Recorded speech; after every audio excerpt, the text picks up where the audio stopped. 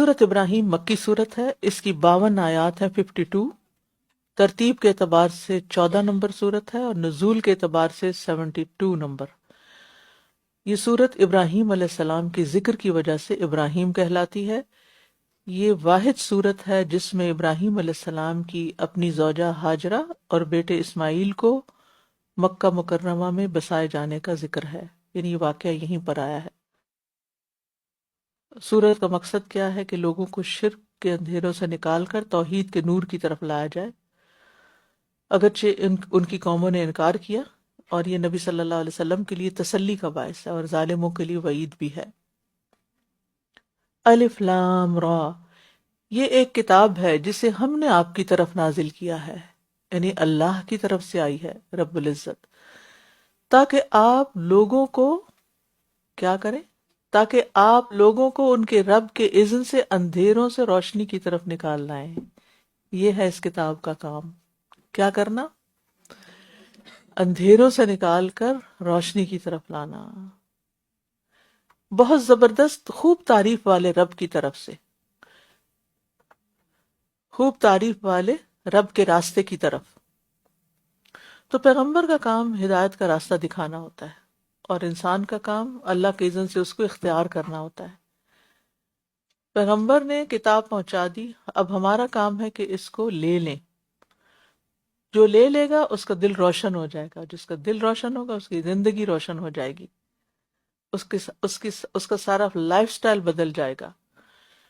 اور اگر کسی وقت اندھیرا محسوس ہو، دل پر اندھیرا، چیزوں میں کنفیوژن، نہیں سمجھ آ رہی کیا کریں، کوئی معاملہ مشتبہ ہو جائے، تو قرآن کی تلاوت کریں، اور اگر سمجھ کے پڑھیں گے تو آپ کو جواب مل جائے گا، حق آپ کے سامنے آ جائے گا۔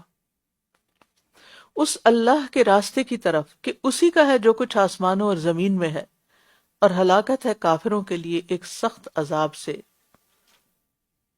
اصل مالک کون ہے؟ اللہ۔ جو کچھ آسمانوں میں کیا کچھ ہے، ستارے، سیارے، سب کچھ۔ اب دیکھیے آج ہمارا حال کیا ہے کہ ہم ان چیزوں کو جب دیکھتے ہیں تو اللہ کی ملکیت کے اعتبار سے نہیں دیکھتے کہ سورج کا مالک اللہ ہے، چاند کا مالک۔ ہم یہ ضرور دیکھتے ہیں کہ یہ پلاٹ، یہ لاٹ، یہ لینڈ، یہ فلاں اس کا مالک ہے، فلاں، یہ سب جھوٹے مالک ہیں، وقتی مالک ہیں، اصل مالک اوپر ہے۔ اچھا کیا ہوتا ہے کہ جس کے دیکھیں کہ کسی کا گھر 50 ایکڑ میں بنا ہوا تو ہم بڑے امپریس ہو جاتے ہیں، واو ان کو تو کیا مل گیا، خدا دنیا میں جنت مل گئی۔ لیکن بھول جاتے، اس سے امپریس نہیں ہوتے جس نے یہ سب بنایا ہے، جس نے پیدا کیا ہے، جس کا لگایا ہوا ہے، جو اصل مالک ہے۔ تو اللہ کو مالک سمجھنے کا مطلب کیا ہے کہ پھر ہم اللہ کے ہو جائیں، اس کی طرف رخ کر لیں، اپنی پریشانیوں میں اسی سے رجوع کریں، کیونکہ مالک وہ ہے نا، وہ دے دے گا اس میں سے ہمیں بھی کچھ، جو بھی نہیں ملا، جس چیز کی بھی کمی پریشان کر رہی ہے۔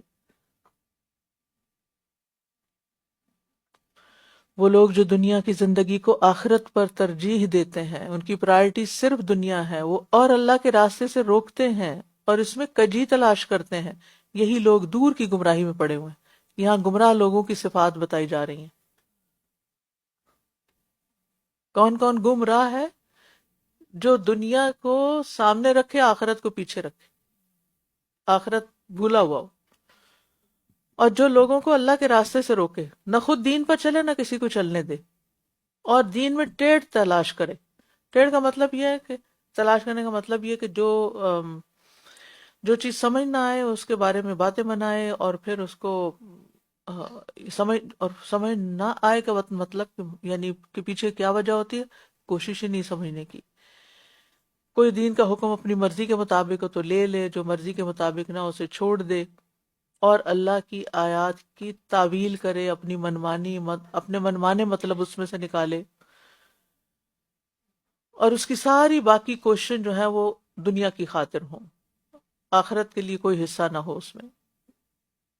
تو کچھ لوگ ایسے بھی ہوتے ہیں جو دنیا کی کامیابیاں حاصل کرنے کے لیے آخرت کی خوشیوں کو قربان کر دیتے ہیں۔ وہ آخرت قربان کر دیں گے، دنیا کا نقصان نہیں برداشت کریں گے۔ تو دنیا سے محبت، دنیا کی چیزوں سے محبت اس وقت بربادی کا باعث بن جاتی ہے جب وہ اللہ کی محبت، دین کی محبت، قرآن کی محبت پہ غالب آ جائے۔ تو اس کا یہ مطلب نہیں دنیا سے فائدہ نہیں اٹھا سکتی، دنیا سے فائدہ اٹھانا مومن کے لیے جائز ہے، لیکن اس صورت میں نہیں جب وہ اللہ کی یاد سے ہی روک دے۔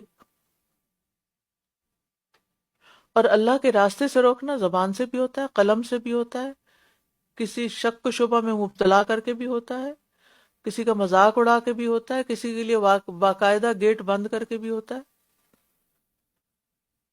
تو کتنے لوگ ہیں جو صحیح رستہ چھوڑ کر شراب کے پیچھے جا رہے ہیں۔ یستحبون الحیات الدنیا علی الآخرہ، دنیا شراب کی طرح نا، جتنا چاہے اس کے پیچھے بھاگو، جب پہنچتے تو اس کی کوئی حقیقت نہیں ہوتی۔ اور ہم نے ہر رسول کو اس کی قوم کی زبان میں ہی بھیجا تاکہ وہ ان کے لیے حق واضح کر دے، تو اللہ جسے چاہتا ہے گمراہ کر دیتا ہے، تو اللہ جسے چاہتا ہے گمراہ کرتا ہے اور جسے چاہتا ہے ہدایت دیتا ہے، اور وہ بہت زبردست خوب حکمت والا ہے۔ قرآن کو واضح کرنے کا مطلب کیا ہے؟ یعنی اس کو صحیح مطلب بتا دیا۔ اور وہ کس نے بتایا؟ مثلا لفظ صلاۃ آتا ہے قرآن میں، کہاں صلاۃ کا مطلب نماز ہے اور کہاں صلاۃ کا مطلب دعا ہے، یہ کون بتائے گا؟ اللہ کے رسول صلی اللہ علیہ وسلم بتائیں گے۔ اسی طرح صوم کا کیا مطلب ہے، اور رکوع کس کو کہتے ہیں، سجدہ کس کو کہتے ہیں، ہم منمانی ڈیفینیشن نہیں دے سکتے، جیسے کرنا کر کے بتا دیا گیا، ان کو ڈیفائن کر دیا گیا، ویسے ہی لینا ہوگا۔ اور بلا شبہ ہم نے موسیٰ کو اپنی نشانیوں کے ساتھ بھیجا کہ اپنی قوم کو اندھیروں سے روشنی کی طرف نکال لاؤ اور انہیں اللہ کے دنوں کی یاد دلاؤ۔ بے شک اس میں نشانیاں ہیں ہر اس شخص کے لیے جو بہت صبر کرنے والا، بہت شکر کرنے والا ہے۔ ایام اللہ سے مراد تاریخ انسانی کے وہ اہم ابواب ہیں جن میں اللہ تعالیٰ نے گزشتہ قوموں کو ان کے اعمال کے مطابق جزا یا سزا دی، یعنی ہسٹری۔ اور پھر مومن کی زندگی ہر لمحہ یا صبر ہے یا شکر ہے، صبار ہے یا شکور ہے انسان، اور ایام اللہ سے عبرت وہ حاصل کرتا ہے جو صبار اور شکور ہوتا ہے۔ اور جب موسیٰ نے اپنی قوم سے کہا کہ تم اپنے اوپر اللہ کی اس نعمت کو یاد کرو جب اس نے تمہیں آل فرعون سے نجات دی، وہ تمہیں برا عذاب چکھاتے تھے، وہ تمہارے بیٹوں کو ذبح کر ڈالتے اور تمہاری عورتوں کو زندہ چھوڑ دیتے تھے، اور اس میں تمہارے رب کی طرف سے بہت بڑی آزمائش تھی۔ اور جب تمہارے رب نے آگاہ کر دیا کہ اگر تم واقعی شکر ادا کرو گے تو میں ضرور تمہیں اور زیادہ عطا کروں گا، اور اگر تم نے ناشکری کی تو میرا عذاب یقیناً بہت سخت ہے۔ تو نعمتوں پر شکر لازم ہے، مطلوب ہے۔ کیسے؟ دل سے نعمت کا اعتراف کر کے، زبان سے اس کا ذکر کر کے، اللہ کی اطاعت، نیکی اور بھلائی میں اس نعمت کو استعمال کر کے۔ اور فائدہ کیا ہوگا؟ وہ نعمت بڑھ جائے گی، اس میں برکت ہو جائے گی، اجر زیادہ ہو جائے گا۔ تو نعمت شکر سے قید ہو جاتی ہے، باقی رہتی ہے، اور جو ابھی آئی نہیں اس کو بھی کھینچ لاتی ہے۔ 3 چیزیں بلاؤں کو دور کرتی ہیں، ایک دعا، ما یعبأ بکم ربی لولا دعاؤکم، دوسرے نعمتوں کا شکر، لئن شکرتم لازیدنکم، اور تیسرے کمزوروں کی مدد کرنا۔ نبی صلی اللہ علیہ وسلم نے فرمایا، کیا تم اپنی مدد اور رزق کمزوروں کی مدد کے ذریعے نہیں پاتے؟ یعنی تم چاہتے ہو تمہیں زیادہ ملے تو کیا کرو؟ کمزوروں کو دو۔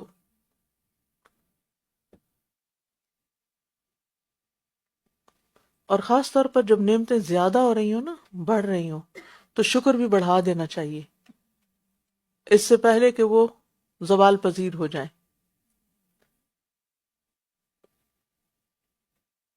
تو آج کم از کم 5 نعمتوں کو ضرور گنے جو آپ کے پاس پہلے نہیں تھی، اب ہیں، اور آپ چاہتے ہیں کہ وہ آپ کے پاس ہی رہیں تاکہ آپ خوشحال زندگی بسر کریں۔ اور موسیٰ نے کہا، اور اس پہ پھر شکر بھی ادا کر لیں، اور موسیٰ نے کہا اگر تم اور وہ لوگ جو زمین میں ہیں سب کے سب ناشکری کریں تو اللہ یقیناً بہت بے نیاز، بہت تعریف والا ہے۔ ہو سکتا ہے میری اس بات سے کچھ کو پریشانی ہو گئی ہو کہ کیسے لکھیں گے، کون کیا لکھیں گے، کیا کریں گے۔ یہ ہمارا میں کیوں کہتی ہوں یہ کریں، اس لیے کہ اس سے نا ہمیں آئینہ نظر آتا ہے، اپنی شکل نظر آتی ہے کہ ہم نے کبھی ایسی چیزیں گنی بھی کوئی نہیں ہے۔ اللہ کی نعمتیں تو 5 نہیں ہیں، بے شمار ہیں، کہ ان میں سے ایک بھی چلی جائے تو مصیبت پڑ جائے، لیکن ہم کانشیسلی دیکھتے ہی نہیں کیا ہے ہمارے پاس، صرف مسائل یاد رہتے ہیں۔ اور موسیٰ نے کہا اگر تم اور وہ لوگ جو زمین میں ہیں سب کے سب ناشکری کریں تو اللہ یقیناً بہت بے نیاز، بہت تعریف والا ہے۔ یعنی اللہ کو تمہاری شکر کی ضرورت نہیں ہے، یہ تمہیں فائدہ دے گا، اس لیے اللہ تعالیٰ کہتا ہے شکر کرو۔ اگر کوئی بچہ آپ سے پوچھے شکر کیوں کرو تو آپ سے بتائیں کہ جو ہے نا تمہارے پاس وہ بھی رہے گا اور بھی ملے گا، اور ورنہ بندوں کی ناشکری سے اللہ کا کچھ نقصان نہیں ہوتا۔ کیا تمہارے پاس ان لوگوں کی خبر نہیں پہنچی جو تم سے پہلے تھے؟ پہنچی کہ نہیں؟ قوم نوح اور عاد اور سمود کی، اور ان کے بعد والوں کی جنہیں اللہ کے سوا اور کوئی نہیں جانتا۔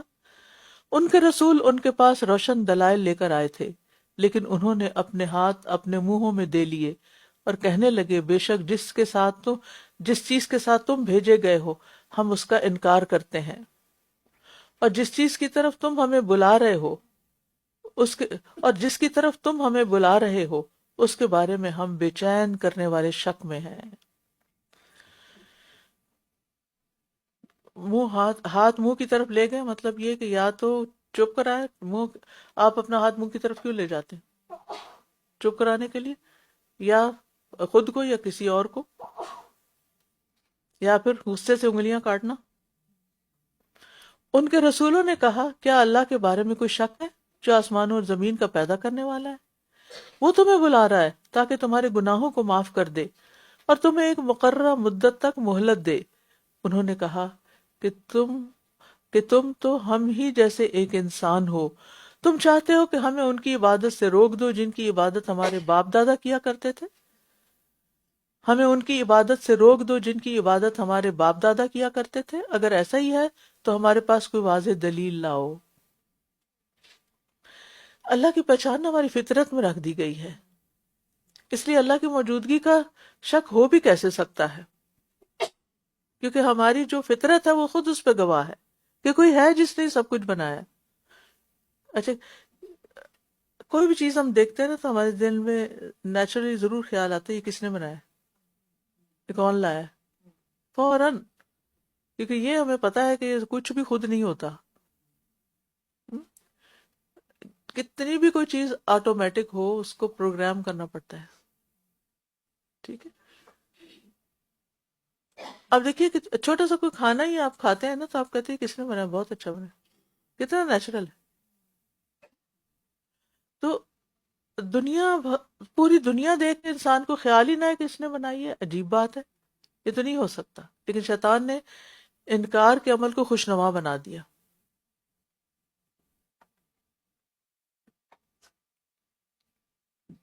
یعنی کتنی کم عقلی کی بات ہے، کتنا عیب کی بات ہے کہ انسان اپنی عقل دوسروں کے حوالے کر دے اور جو دوسرے کہیں وہی سوچے۔ یعنی یہ وسوسہ شیطان کا ڈالا ہوا نا، اور یہ شر ایسے منکرین کا پھیلایا ہوا ہے کہ جس کے پیچھے لوگ اندھا دھند چل رہے ہیں اور اپنے آپ کو ایتھیسٹ کہہ کے بہت کول محسوس کرتے ہیں کہ ہم اتنے سرکش ہیں کہ اللہ کا بھی انکار کر سکتے ہیں، نعوذ باللہ۔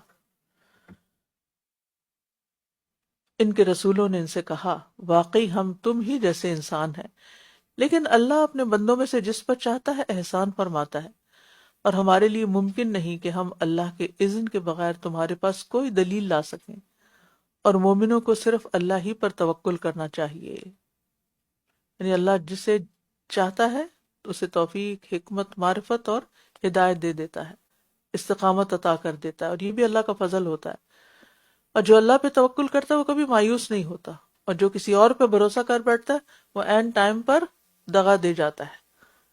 اور آخر ہمیں کیا ہے کہ ہم اللہ پر توکل نہ کریں جبکہ اسی نے ہمارے راستوں کی طرف ہماری رہنمائی فرما دی ہے، اور جو اذیت تم ہمیں پہنچا رہے ہو اس پر ہم ضرور صبر ہی کریں گے، اور توکل کرنے والوں کو صرف اللہ ہی پر توکل کرنا چاہیے۔ جو لوگ اللہ کو پہچان جاتے ہیں نا، اور اللہ کے راستے کو پہچان جاتے ہیں، وہ پھر اللہ پہ توکل کرنے لگتے ہیں، اور جو کرنے لگتے ہیں پھر وہ ناکام نہیں ہوتے۔ اور جن لوگوں نے کفر کیا تھا اپنے رسولوں سے کہنے لگے، ہم ضرور تمہیں اپنی زمین سے باہر نکال کریں گے، ہم ضرور تمہیں اپنی زمین سے نکال باہر کریں گے، یا تمہیں ہر صورت ہماری ملت میں لوٹ کر آنا ہوگا۔ تو ان کے رب نے ان کی طرف وحی کی کہ ہم ضرور ان ظالموں کو ہلاک کر دیں گے۔ کفار جب دلائل سے عاجز آتے ہیں نا تو دھمکی دینے پہ آ جاتے ہیں، لیکن وہ یہ بھول جاتے ہیں کہ ان کا مقابلہ صرف سامنے والے سے نہیں بلکہ اللہ سے ہے۔ اور ان کے بعد ہم تمہیں اس زمین میں ضرور آباد کریں گے، یہ وعدہ اس شخص کے لیے ہے جو میرے حضور کھڑا ہونے سے ڈرتا ہو اور میری وعید سے خوف کھاتا ہو۔ اور یہ کسی کے ایمان کی علامت ہوتی ہے کہ وہ اللہ کی وعید سے ڈرتے ہیں اور اللہ کے حساب سے بھی ڈرتے ہیں۔ اور یہ جو کہا گیا نا کہ ہم تمہیں ضرور اس زمین میں آباد کریں گے، تو صحابہ کے دور میں یہ وعدہ پورا ہوا۔ پہلے، اس سے پہلے یعنی مسلمان جو تھے وہ کمزور تھے، لیکن بعد میں طاقتور ہو گئے اور علاقوں پہ علاقے فتح کرتے چلے گئے، اور انہوں نے فیصلہ چاہا اور ہر سرکش اناد رکھنے والا نامراد ہو گیا، جبار عنید۔ سرکشی کرنے والا دنیا اور آخرت دونوں میں خسارہ پاتا ہے، اور آخرت میں تو ان کا ٹھکانہ جہنم ہوگا، اس کے آگے جہنم ہے، اور اسے پیپ والا پانی پلایا جائے گا، یہ اسے گھونٹ گھونٹ کر کے پیے گا، استغفر اللہ، اور اسے حلق سے اتار نہ سکے گا۔ اب دیکھیں ذرا سا ذائقہ فرق ہوتا ہے تو وامٹنگ ہونے لگی، کہاں یہ کہ بدبودار چیز، اور ہر جگہ سے اس پر موت آ رہی ہوگی مگر وہ مر نہ سکے گا، اور اس کے پیچھے ایک اور سخت عذاب ہوگا، ایک کے بعد ایک عذاب، کوئی بریک نہیں۔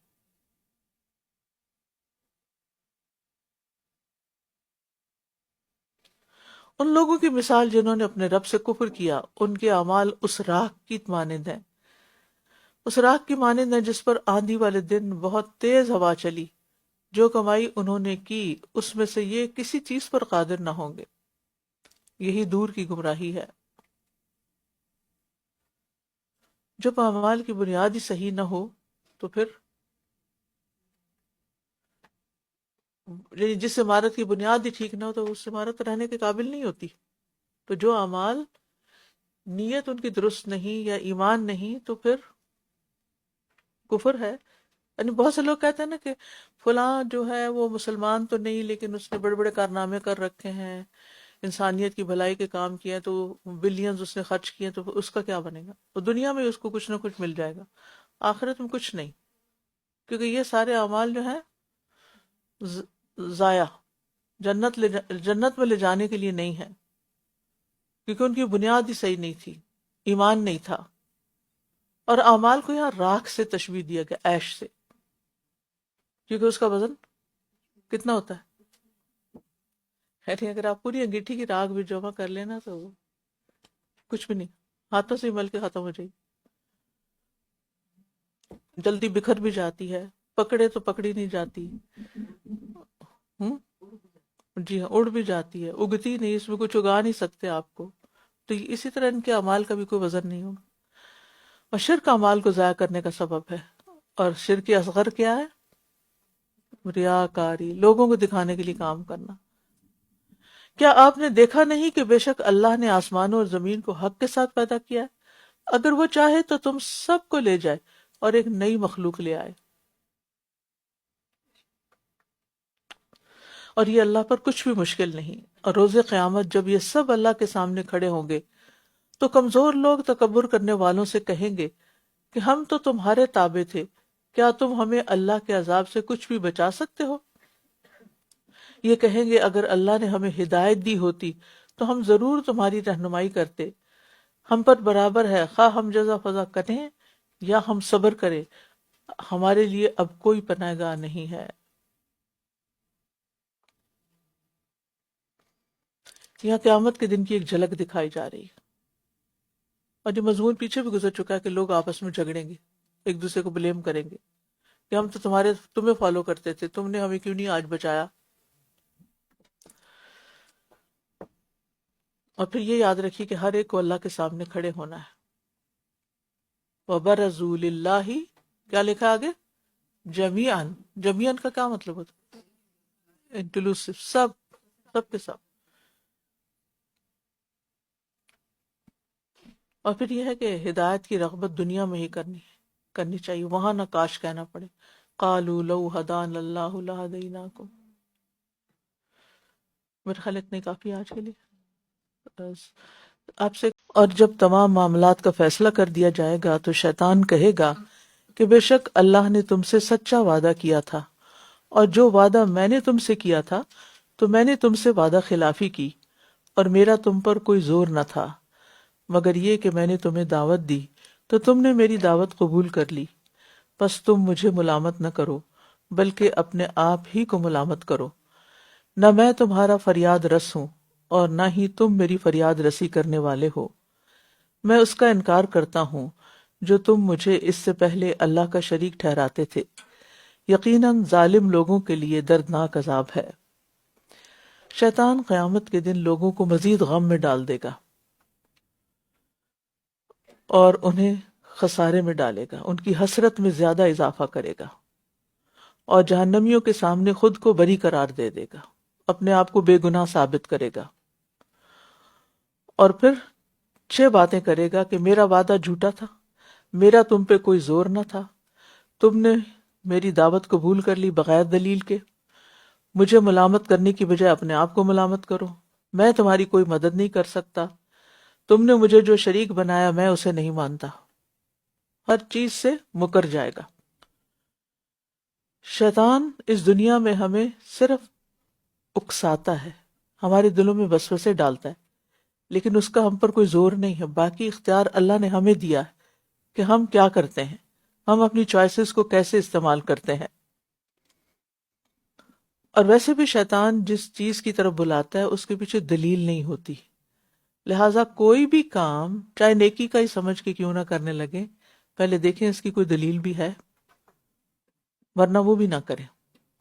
اور گناہوں کے سلسلے میں یعنی نیکیوں کے سلسلے میں وہ کیا کرتا ہے؟ خود ساختہ نیکیاں یعنی بدعتیں ایجاد کر کے وہ ہمیں خوشنما بنا کے دکھاتا ہے اور کہتے ہیں یہ بڑے نیکی کا کام ہے، یہ کرو. اور گناہوں کے سلسلے میں کیا کرتا ہے کہ گناہوں کو خوبصورت کر دیتا ہے ان کو. اب آپ دیکھیں دنیا میں جتنے بھی غلط کام ہیں، کیا لوگ ان کو برا سمجھتے ہیں اور کرتے ہیں؟ نہیں، انہیں اس لیے کرتے ہیں کہ وہ اس کی طرف مائل ہوتے ہیں، اٹریکٹ ہوتے ہیں. اب آپ دیکھیے کہ جیسے فحاشی اور بے حیائی ہے، ہم؟ تو کوئی بھی اس کو معقول سمجھتا ہے کہ انسان اپنا جسم کسی کے سامنے ایکسپوز کرے فیشن کے نام پر، لیکن اس نے اس کو کتنا خوبصورت بنایا ہوا ہے کہ اچھے بھلے سمجھدار لوگ آنکھیں بند کر کے اس کے پیچھے چل پڑتے ہیں اور ایسے لباس پہنتے ہیں کہ جن میں نماز تک نہیں ہوتی. اور اسی طرح اور بھی بہت سے غلط کام. مثلا اگر کوئی شخص دھوکہ دینا چاہتا ہے تو آپ کا کیا خیال ہے، وہ دھوکہ دے کے پریشان ہوتا ہے یا خوش ہوتا ہے؟ خوش ہوتا ہے نا. یہ خوشی کون دلاتا ہے اور یہ خیال کون دلاتا ہے تم بڑے سمارٹ ہو، تم نے بڑا اچھا کیا، اینڈ سو آن. جو بھی برے کام ہیں وہ بظاہر ان کو اس کے اوپر ایسا ملمہ چڑھا دیتا ہے کہ انسان کو برائی نہیں لگتی، وہ اچھا لگنے لگتا ہے. لیکن اس کا کوئی زور نہیں ہے ہم پر. یہ تو پھر ہمیں اپنی عقل سے کام لینا چاہیے کہ اس کی یہ جو ہم کر رہے ہیں کیا یہ اللہ اور اس کے رسول کی طرف سے ریکمینڈیڈ ہے، جسے نیکی سمجھ کے کر رہے ہیں، اور جسے برائی سمجھ کے کر رہے ہیں کہیں ایسا تو نہیں کہ اس سے اللہ اور اس کے رسول نے منع کیا ہو. اور اگر یہ 2 معیار ہمارے سامنے ہوں گے تو ہم شیطان کے جھانسے سے بچ سکتے ہیں. تو ہمیں شیطان پر تو زور نہیں ہے نا، قابو نہیں کر سکتے، اس کو کہیں روک نہیں سکتے، پکڑ نہیں سکتے، لیکن ہمارے کرنے کا کام یہ کہ اپنے نفس کو قابو کریں، سیلف کنٹرول رکھیں اور اس کے جھانسے میں نہ آئیں. اور جو لوگ ایمان لائے اور انہوں نے نیک عمل کیے وہ ایسے باغوں میں داخل کیے جائیں گے جن کے نیچے نہریں بہتی ہوں گی، وہ اپنے رب کے اذن سے ان باغوں میں ہمیشہ رہنے والے ہیں. وہاں ان کی آپس کی دعا سلام ہوگی، یعنی ایک دوسرے کو سلام کریں گے، ملائکہ ان پر سلام کریں گے، رب رحیم کی طرف سے سلام آئے گا۔ کیا آپ نے دیکھا نہیں کہ اللہ نے عمدہ بات کی مثال کس طرح بیان کی ہے؟ جیسے ایک عمدہ درخت ہو جس کی جڑ مضبوط ہو اور اس کی شاخیں آسمان میں ہوں۔ کلمہ طیبہ سے مراد کلمہ توحید لا الہ الا اللہ ہے، اور اعمال اس پر ہر وقت لگنے والے پھل ہیں جو اس ایمان اور توحید کی وجہ سے انسان کی زندگی میں نظر آتے ہیں۔ اور اس کلمے کی مثال پاکیزہ درخت سے دی گئی ہے، اور پاکیزہ درخت سے مراد کھجور کا درخت ہے۔ تو مومن کی مثال پاکیزہ درخت کی سی ہے جس کے دل میں کلمہ طیبہ یا کلمہ توحید رچ بس گیا ہو۔ اس درخت کی جڑیں نہایت مضبوط ہیں، جس کی وجہ سے وہ اکھڑتا نہیں اور زمین سے غذا خوب حاصل کر لیتا ہے اور ڈٹ کے کھڑا رہتا ہے۔ اس کا تنا بڑا مضبوط ہے اور اس کی شاخیں بہت اونچی، کیونکہ جس کی جڑیں مضبوط ہوتی ہیں نا جس درخت کی، اسی کی شاخیں بہت اونچی ہوتی ہیں۔ آپ نے دیکھا کہ جو پودے زمین پر ہوتے ہیں ان کی جو جڑیں ہیں وہ بہت ہی کمزور سی ہوتی ہیں، اور پھر یہ کہ چونکہ بہت اونچا ہے اس وجہ سے اسے محفوظ ہوا اور دھوپ لگتی ہے، صاف ستھری، پولوشن سے بھی وہ اوپر چلا جاتا ہے، لہذا اس سے جو پھل حاصل ہوتا ہے پھر وہ بھی صاف ستھرا ہوتا ہے۔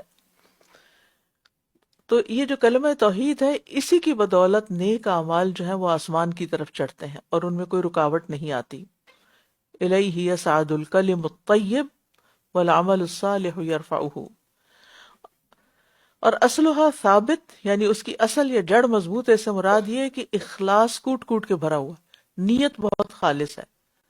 اور فرعها فی السماء، یعنی ہر کام اللہ کے لیے کرتا ہے، وہ اوپر دیکھتا ہے، یعنی وہ دنیا والوں کے لیے کام نہیں کرتا بلکہ اللہ کی رضا کے لیے کرتا ہے۔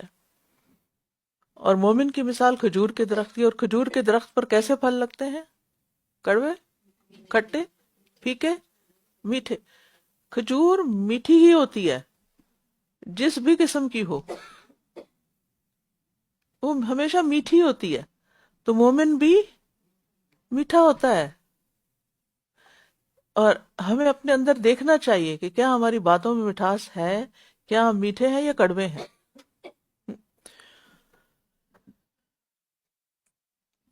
اور درخت کے ساتھ تشبیہ کیوں دی گئی؟ کیونکہ درخت خوشی دیتا ہے، اور مضبوط درخت اور سیدھا کھڑا ہونے والا درخت اور بلند شاخیں، ایسے درخت تو اور بھی دل کو لگتے ہیں۔ اور کلمہ طیبہ میں ہر پاکیزہ کلام بھی آ جاتا ہے، جیسے اللہ کی جتنی بھی تسبیح ہے، حمد ہے، تکبیر ہے، اور جتنے بھی نیک اعمال ہیں وہ سب آ جاتے ہیں جن کی بنیاد یہ کلمہ ہوتا ہے۔ لہذا انسان کو زبان سے بھی حق بات نکالنی چاہیے اور فضول باتوں سے بچنا چاہیے، اور وہی کلمات پاکیزہ ہو سکتے ہیں اور پسندیدہ ہو سکتے ہیں جن کے پیچھے اللہ کی رضا ہو۔ ورنہ کوئی شخص کتنی بھی خوبصورت باتیں کر لے، اگر اللہ کی رضا کے لیے نہیں کر رہا تو ان کا فائدہ کچھ نہیں، یعنی وہ الفاظ پاکیزہ نہیں ہیں جن کا مقصد، جن کو بولنے کا مقصد اللہ کو راضی کرنا نہ ہو۔ وہ اپنے رب کے اذن سے ہر آن اپنا پھل دیتا رہتا ہے، اور اللہ لوگوں کے لیے مثالیں بیان فرماتا ہے تاکہ وہ نصیحت حاصل کریں۔ اب یہاں پر اس درخت کی مزید خوبی بیان کی گئی ہے کہ وہ ہر وقت پھل دیتا ہے، ہر آن پھل دیتا رہتا ہے، یعنی یہ درخت فائدہ مند ہے، پھل دینے والا ہے، سایہ دینے والا ہے، خوشبو بھی اچھی ہے، اور اس کے ہر حصہ جو ہے وہ قابل استعمال ہے۔ کھجور کے درخت کا کوئی حصہ ضائع نہیں ہوتا، اور درخت اگر کچھ بھی نہ دے، کبھی موسم نہیں پھل کا، تو بھی اس سے آکسیجن ملتی رہتی ہے لوگوں کو، اور نظروں کی بھی، یعنی انسان درختوں کو دیکھ کے جتنا خوش ہوتا ہے شاید کسی اور چیز کو، مجھے تو بہت ہی فیسینیٹ کرتے ہیں درخت۔ امید ہے کہ آپ بھی پسند کرتے ہوں گے درختوں کو، اور خاص طور پہ گھنے درخت اور گھنے جنگل اور رنگ طرح طرح کے درخت، تو انسان کو اور خصوصاً جو بہت اونچے درخت ہوتے ہیں نا، وہ اپنی توجہ ضرور یعنی لے لیتے ہیں آپ کی، چاہے آپ کہیں سے گزر رہے ہو ہی نہیں سکتا کہ آپ اس کو دیکھے بغیر آگے جائیں۔ ہم اس سمر میں، پچھلی سمر میں وکٹوریا گئے تھے، اور وہاں میں نے بہت ہی خوبصورت اور بہت اونچے درخت دیکھے جو باقی کینیڈا جتنا میں نے دیکھا ہے اس میں اتنے نظر نہیں آتے. تو سبحان اللہ، یعنی دیکھتے ہی اللہ کی شان نظر آتی ہے، اور دل خود بخود اللہ اکبر زبان سے نکلتا ہے، کیونکہ تو مومن بھی جو ہے وہ چھوٹی چھوٹی چیزوں سے اوپر بلندیوں کی طرف اٹھ جاتا ہے. دنیا سے دل نہیں لگاتا، اس کا دل آگے لگا ہوا ہوتا ہے. اس کی سوچ آسمانوں تک جاتی، بلند سوچ رکھتا ہے اور فائدہ پہنچانے والا ہوتا ہے. کل ہم نے پڑھا تھا وَأَمَّا مَا يَنْفَعُ النَّاسَ فَيَمْكُثُ فِي الْأَرْضِ، وہ جو لوگوں کو فائدہ دیتی ہے چیز، وہ زمین میں ٹھہر جاتی ہے. یعنی جو انسان لوگوں کے فائدے کا ہوتا ہے اس کے اندر ثابت قدمی آ جاتی ہے، وہ جم جاتا ہے. اور پھر آپ دیکھیے کہ اچھی بات جو ہوتی ہے بذات خود مزید فائدہ اور پھل لاتی ہے، صدقہ جاریہ بنتی ہے. چاہے آپ اسے لکھیں یا کسی سے بول کے بات کریں، یا پھر آپ وہ یعنی کہ آگے سے آگے کوئی بھی ایک حکمت کی بات آپ کرتے ہیں، کسی کے ساتھ شیئر کرتے ہیں، چاہے اپنی کرتے ہیں یا کسی اور کی کرتے ہیں، تو پھر کیا ہوتا ہے، وہ دوسرے کے دل کو لگ جاتی ہے. اور پھر جو چیز کسی کے دل کو لگ جاتی ہے نا، پھر وہ اسے آگے بھی بیان کرتا ہے. اور بری بات کی مثال خراب درخت کی طرح ہے جسے زمین کے اوپر سے ہی اکھاڑ دیا گیا ہو، جھاڑ جھنکار کی طرح. اس کے لیے کوئی ثبات نہیں، اس کے اندر کوئی ثابت قدمی نہیں. جو دین پہ جمے رہتے ہیں وہ مضبوط درخت کی طرح ہوتے ہیں، اور جن کے اندر ثابت قدمی نہیں وہ جھاڑ جھنکار کی طرح ہوتے ہیں، ہر کوئی روند کے چلا جاتا ہے ان کو. اور یہ کلمہ خبیثہ ہے جس سے مراد کفر یا شرک ہو سکتا ہے، شرکیہ باتیں. اور ایسے ایسے لوگوں کے اعمال بھی بے حیثیت ہوتے ہیں، نہ وہ آسمان پہ چڑھتے ہیں، نہ وہ اللہ کے لیے کرتے ہیں، اور نہ ہی ان کی کوئی قبولیت ہوتی ہے. یعنی شرک کرنے والا اپنے شرک سے کوئی فائدہ نہیں اٹھا سکتا، وہ اپنے آپ کو ہلاکت کی گہرائیوں میں ڈال دیتا ہے. اور پھر یہ ہے کہ دنیا میں جتنے دن ہے سو ہے، جو بھی عیش عشرت کر رہا ہے اور اس کے بعد اکھاڑ پھینکا جائے گا، نہ وہ یہاں کا نہ وہ آگے کا.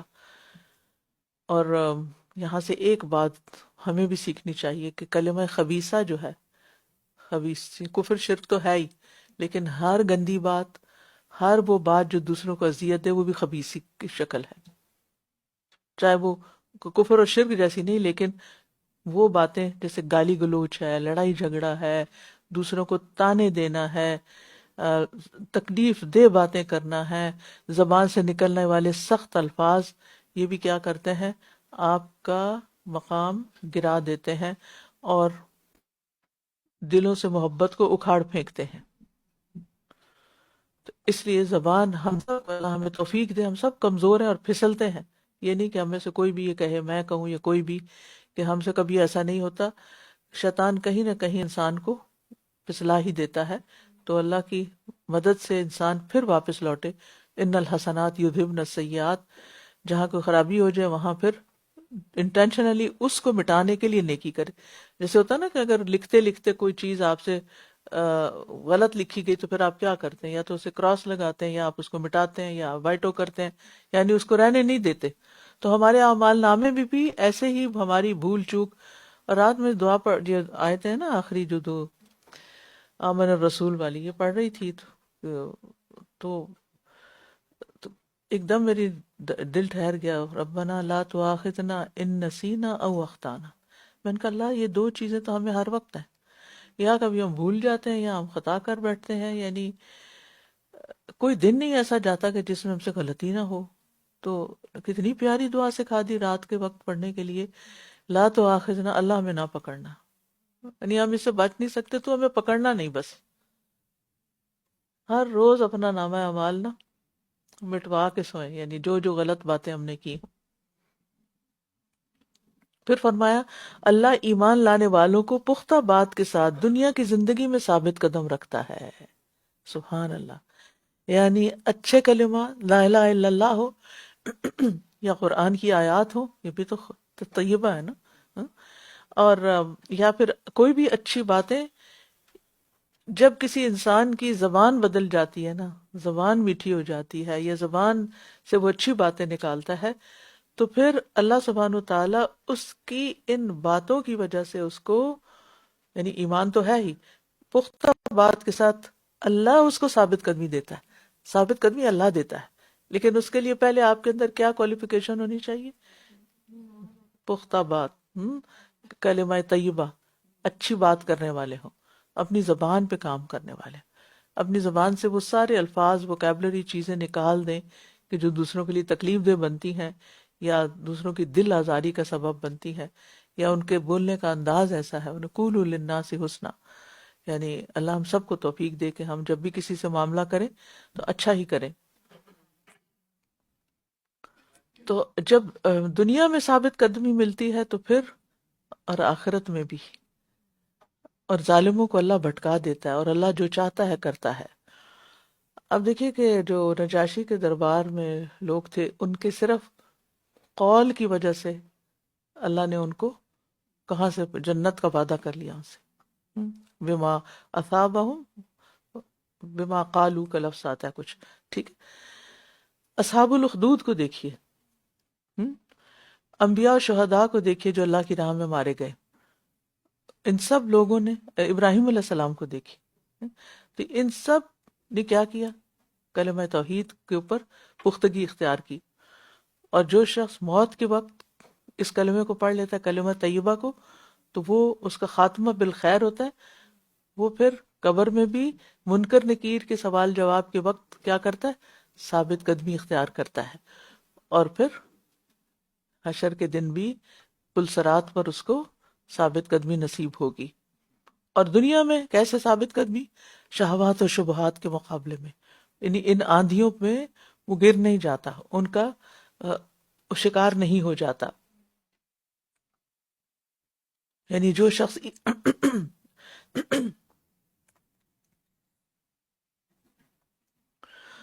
ایمان پر ثابت قدم رہتا ہے اور اس کے اصولوں پر عمل کرتا رہتا ہے، تو دنیا کے فتنے اس کو نقصان نہیں دیتے. دنیا میں فتنے تو ہیں، پھسلن تو ہے، لیکن پھر اس کو نقصان نہیں دیتے. اللہ تعالیٰ اس کو ثابت قدمی عطا کر دیتا ہے. تو ثابت قدمی جو ہوتی ہے نا، یہ اللہ کی طرف سے ملتی ہے، نہ کہ علم اور مقام مرتبے کی وجہ سے.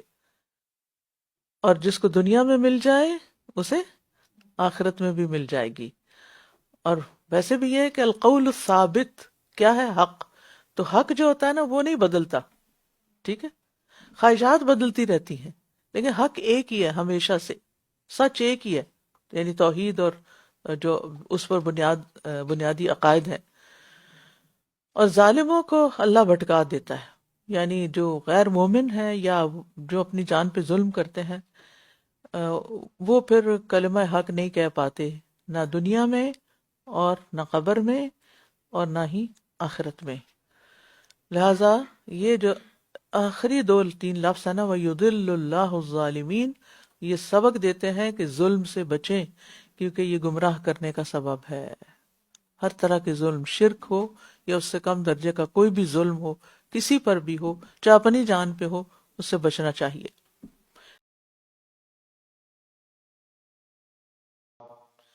کیا آپ نے ان لوگوں کی طرف نہیں دیکھا جنہوں نے اللہ کی نعمت کو ناشکری سے بدل ڈالا اور اپنی قوم کو ہلاکت کے گھر میں لا اتارا؟ نعمت سے مراد نبی صلی اللہ علیہ وسلم ہے، جنہیں اللہ تعالیٰ نے رحمت للعالمین بنا کر بھیجا. تو جس نے نعمت کی قدر کی، اسے قبول کر لیا، شکر ادا کیا، وہ جنتی ہو گیا. اور جس نے رد کر دیا، وہ اس کا ٹھکانہ جہنم قرار پایا. دنیا میں اللہ نے بے شمار نعمتیں اتاری ہیں، لیکن سب سے بڑی نعمت نعمت رسالت ہے. اور یہ یاد رکھیے کہ برائیاں، فساد، اختلافات یہ نعمتوں کے زوال کا سبب بنتے ہیں. جہنم جس میں یہ جلیں گے، اور وہ بہت برا ٹھکانہ ہے. میرے ان بندوں سے کہہ دیجئے جو ایمان لائے ہیں کہ وہ نماز قائم کریں، اللہ کا حکم ہے، اور جو رزق ہم نے انہیں دیا ہے اس میں سے کھلے اور چھپے خرچ کریں، اس سے پہلے کہ وہ دن آ جائے، یعنی قیامت کا، جس میں نہ کوئی خرید و فروخت ہوگی اور نہ کوئی دوستی کام آئے گی.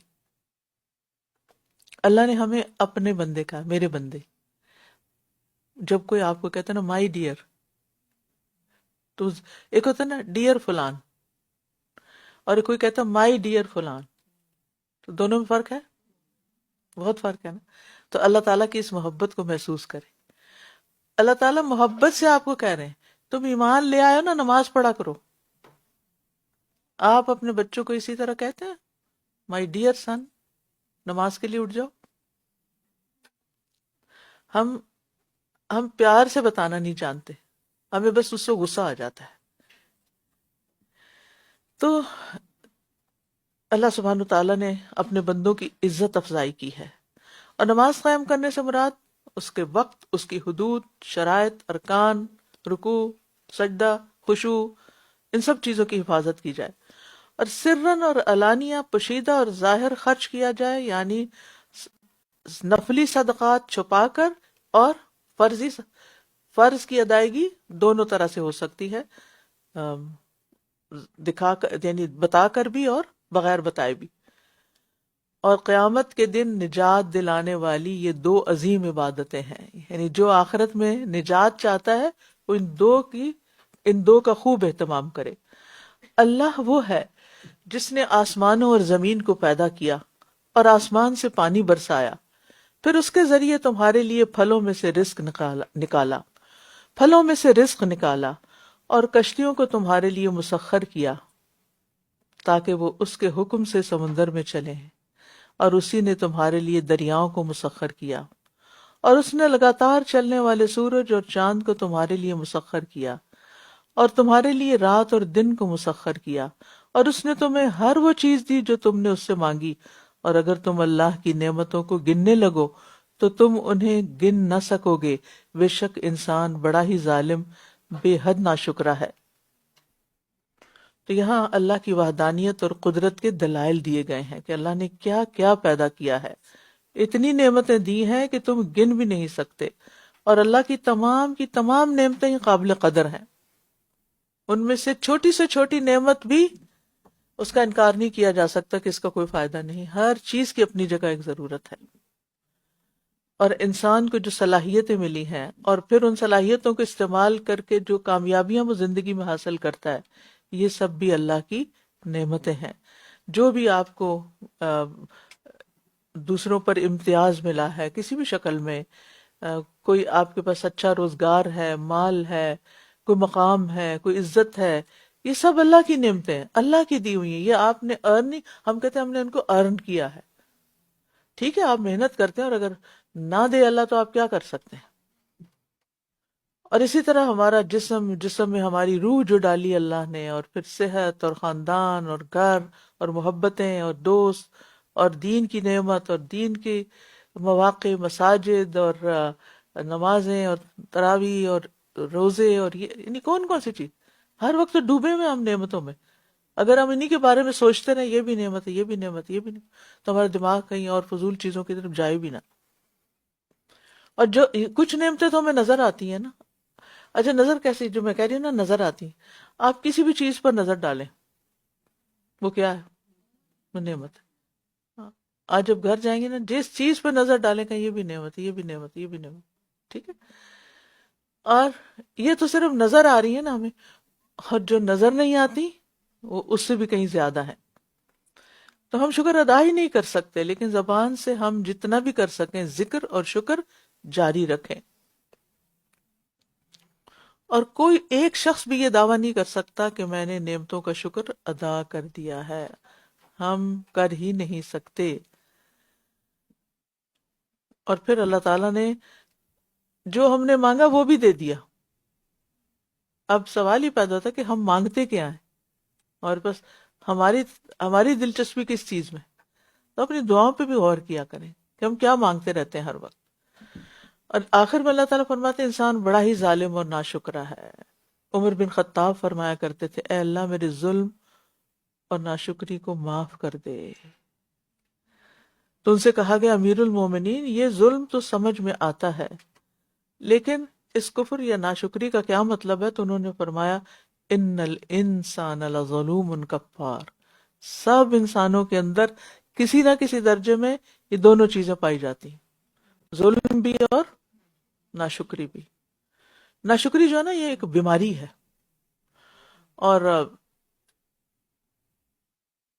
جب انسان کے اندر یہ پیدا ہو جاتی ہے نا، تو اس کی وجہ سے اس کے اندر کئی اور بیماریاں آ جاتی ہیں، تکبر، حسد، بغض، عداوت، یہ انسان کا مقدر بن جاتی ہے، کیونکہ وہ اپنی نعمتوں کی بجائے اوروں کی نعمتوں پر نظر رکھتا ہے، اور اس کو ہر وقت وہ شکایتی بنا رہتا ہے اور خود ترسی کا شکار ہوتا ہے، سیلف پٹی کا شکار ہوتا ہے، میرے پاس تو یہ بھی نہیں اور وہ بھی نہیں، یہ دراصل اس کی ناشکری ہوتی ہے۔ اور جب ابراہیم نے کہا اے میرے رب، اس شہر یعنی مکہ کو امن والا بنا دے، اور مجھے اور میری اولاد کو اس سے بچا کہ ہم بتوں کی عبادت کریں۔ عام احسانات اور نعمتوں کے بعد اللہ کا خاص احسان ذکر ہو رہا ہے جو اللہ تعالیٰ نے مکہ والوں پر کیا تھا خصوصی طور پر، اور وہ کیا تھا کہ ان کے باپ ابراہیم علیہ السلام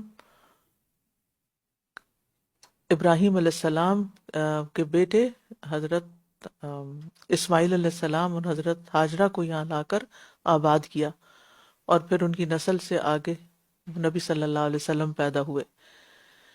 اللہ تعالیٰ نے ابراہیم علیہ السلام کی دعا قبول کر لی، اور وہ دعا کیا تھی؟ امن اور سلامتی کی، جو آج تک ہم دیکھتے ہیں کہ وہ خطہ امن اور سلامتی کی جگہ ہے، اور پھر خاص طور پر شرک سے بچنے اور توحید پر ثابت قدمی کی دعا کی انہوں نے۔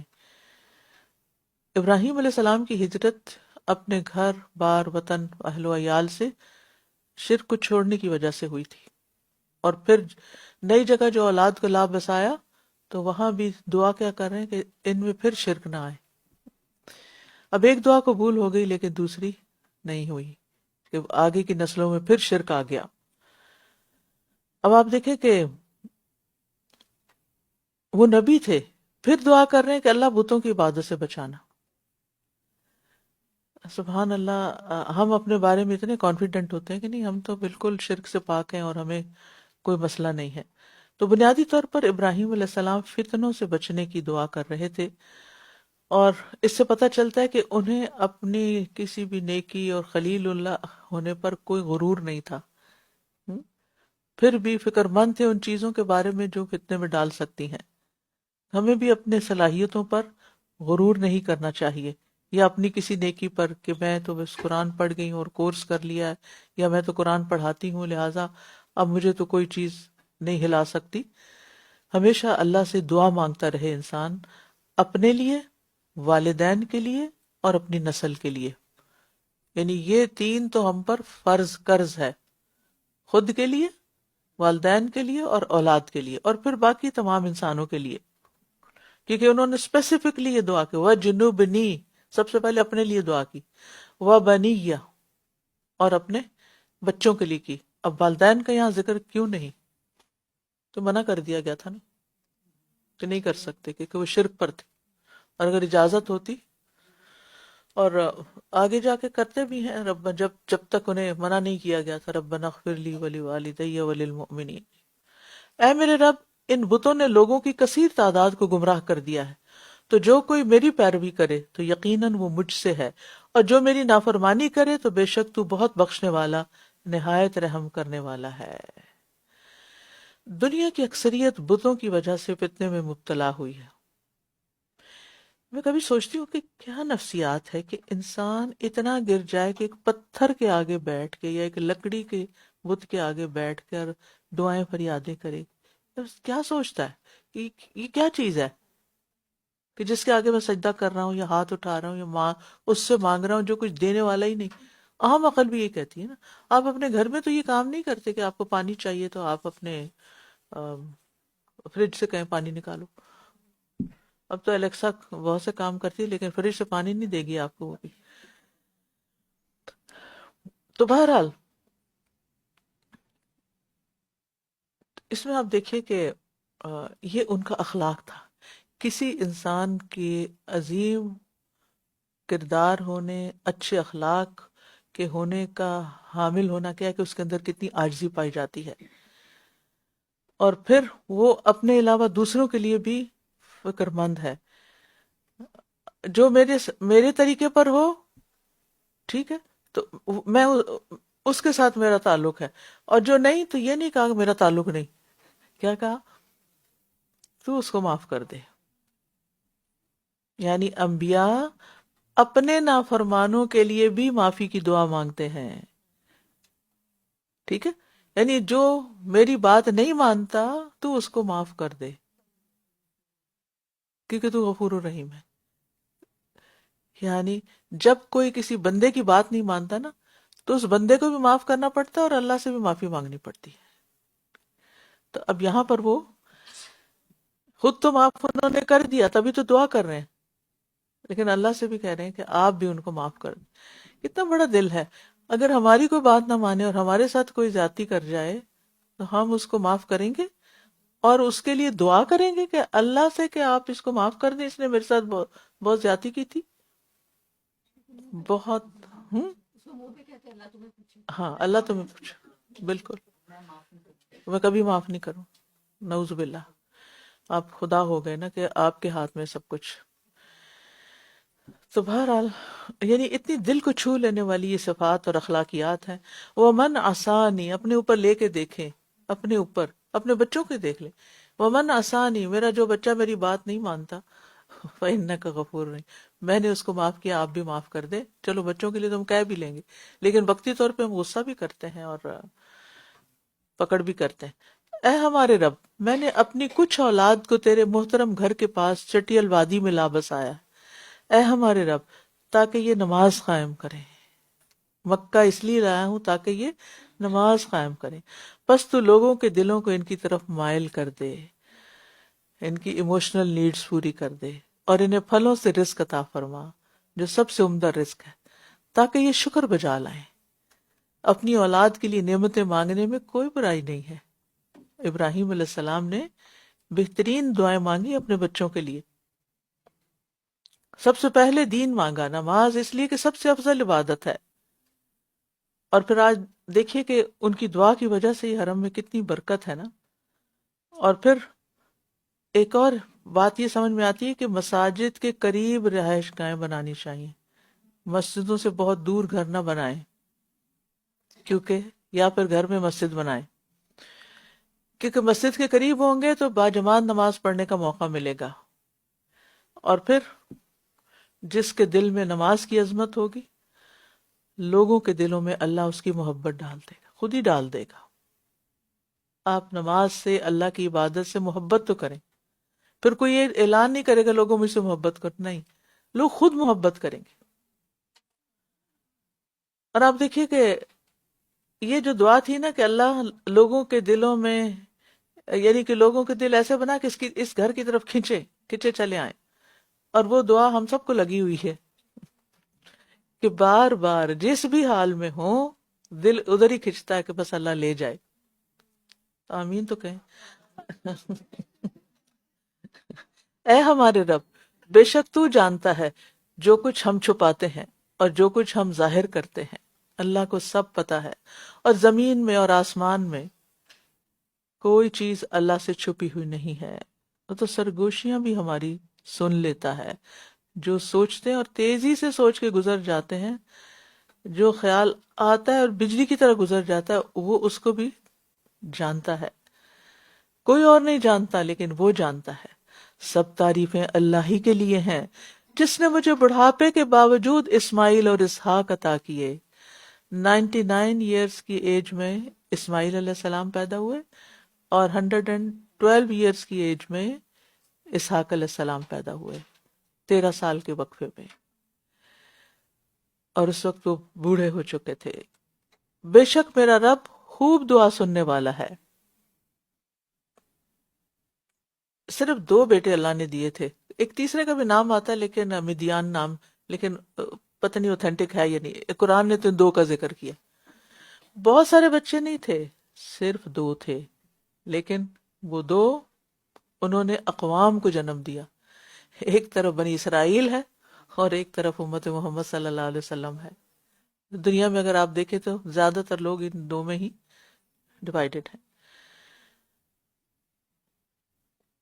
تو یعنی ان کی اولاد اور ان کی نسل ابھی تک چلی آ رہی. منہم ظالم لنفسہ، ان میں سے کچھ اپنے اوپر ظلم کرنے والے ہیں اور کچھ اطاعت کرنے والے ہیں۔ تو اللہ سبحانہ تعالیٰ سے ایک اور چیز جو سیکھنے کی ہے کہ اللہ تعالیٰ سے دعا مانگتے وقت اس کا شکر اور اس کی تعریف نہ بھولیں۔ الحمد للہ الذی وہب لی، کیونکہ اللہ کی تعریف کر کے جب دعا مانگیں گے تو دعا زیادہ قبول ہوگی۔ اور پھر یہ کہ اقرار اللہ کی نعمت کا، ان ربی لسمیع الدعا، میرا رب تو ضرور دعائیں سنتا ہے، ہر حال میں پر امید رہنا۔ اور جو آپ دیکھیں کہ آپ جو سوچتے ہیں نا وہی ہوتے ہیں۔ آپ اگر پر امید رہیں کہ اللہ تعالیٰ دے گا، اللہ تعالیٰ کر لے گا، یہ ہو جائے گا، یہ ہو جائے گا، تو پھر چیزیں ہو بھی جاتی۔ اے میرے رب مجھے نماز قائم کرنے والا بنا دے اور میری اولاد میں سے بھی، اے ہمارے رب، اور میری دعا قبول کر لے۔ نمازوں میں سستی اور غفلت کا علاج کیا ہے؟ دعا کرے، اور اپنی نسل کی اصلاح کے لیے ان دعاؤں کی کثرت کرے۔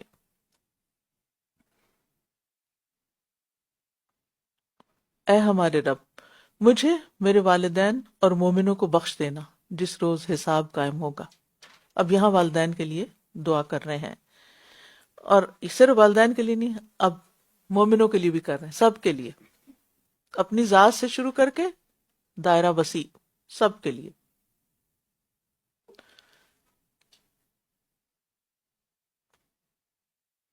تو ہمیں بھی دیکھنا چاہیے کہ کسی بھی کام میں ہمارا سرکل آف انفلوئنس کیا ہے، اپنی ذات سے لے کر ہمارا زور کس کس پہ چلتا ہے، اور پھر کون کون ہمارے دائرہ کار میں آتا ہے، کس کس کا ہم پر حق ہے۔